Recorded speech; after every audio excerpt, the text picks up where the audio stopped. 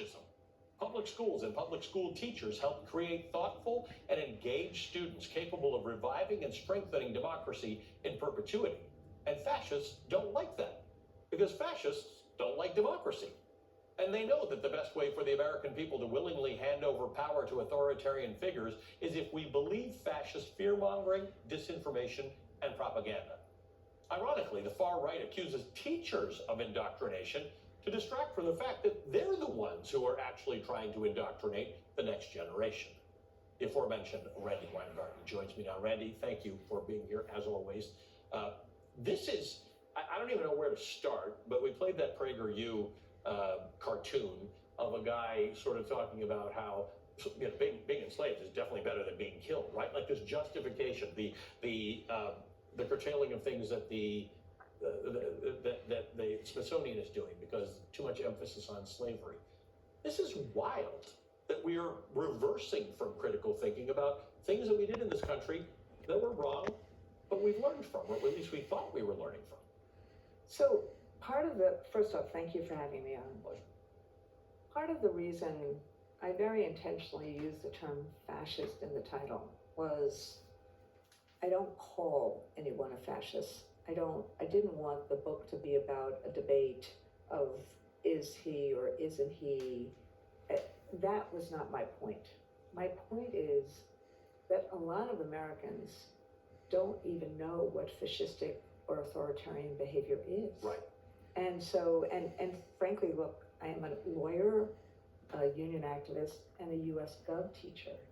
The way in which we teach history in America is we teach about our country mostly. We don't really teach about comparative governments.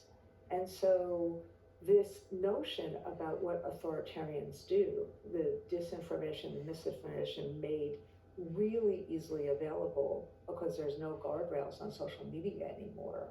Then what happens is you saw with PragerU, that video, this kind of view that we're going to go back to this glorious past. Whereas in the last 50 or 60 years, what we've done is we've set opportunity for all.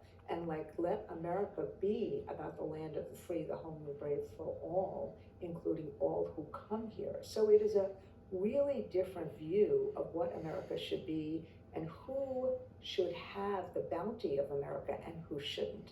And what happens in schools, this is part of the reason why school teachers are really the antidote to all of this, and why they were, before Jimmy Kimmel, before the media was being undermined in the way it's been undermined right now, before Donald Trump went and told Pam Bondi to more quickly deal with the people he opposes. Before all of this, there were the culture wars around public education. Right. And why? Because what do you think schools are?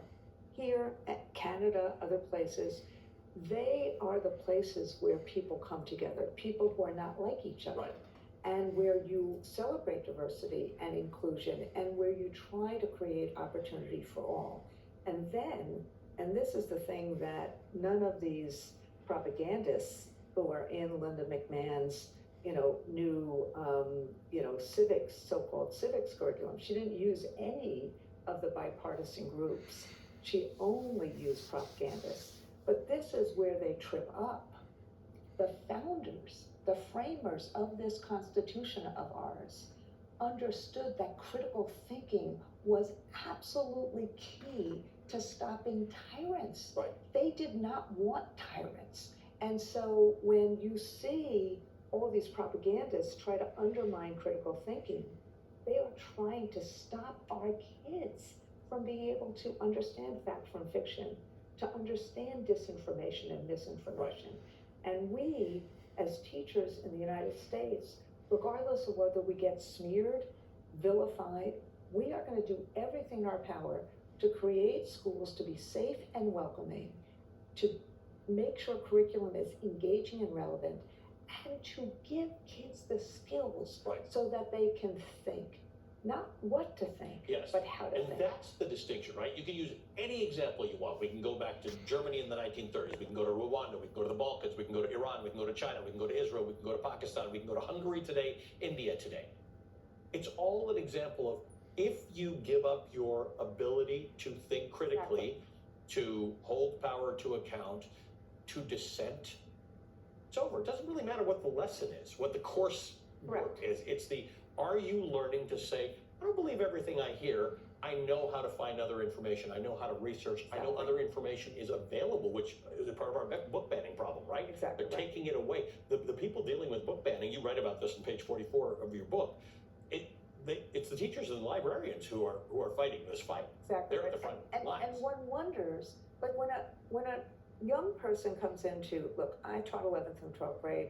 For everybody who's watching, of course we have to be age appropriate. Of course books have to be age appropriate. No teacher or author agrees with that. But when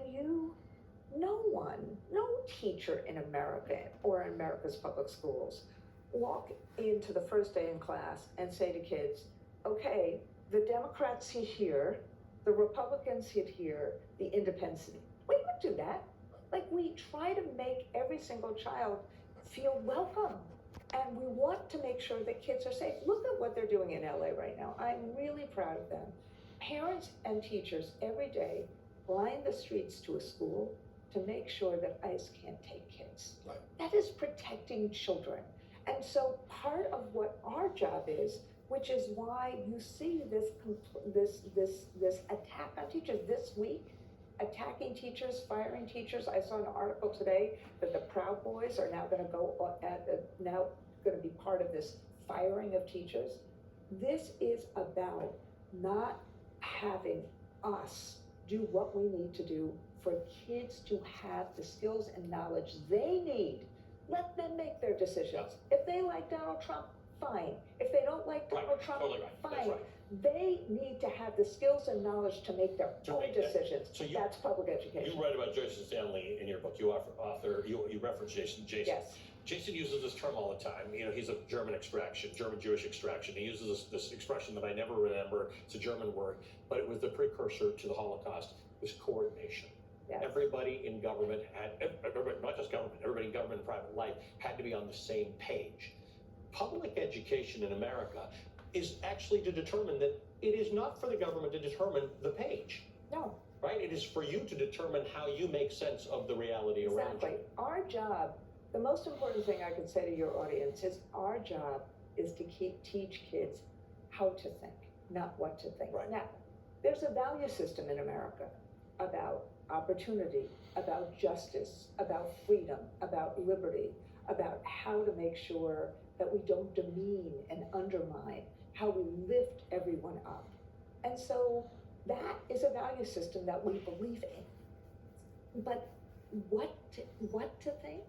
Somebody wants to be a Republican, somebody wants to be a Democrat. There's a Yiddish term my grandmother used to say, Zeigesund.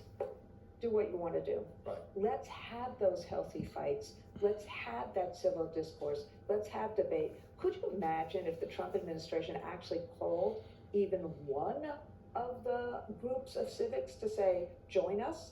What are they so afraid of? Right. Why are they afraid of children? Like in my era, when I was a kid, that button, question authority, like the paperclip that Norwegian teachers would wear and during Nazi occupation. Let's actually, if you believe in freedom, let's actually make our kids free thinkers.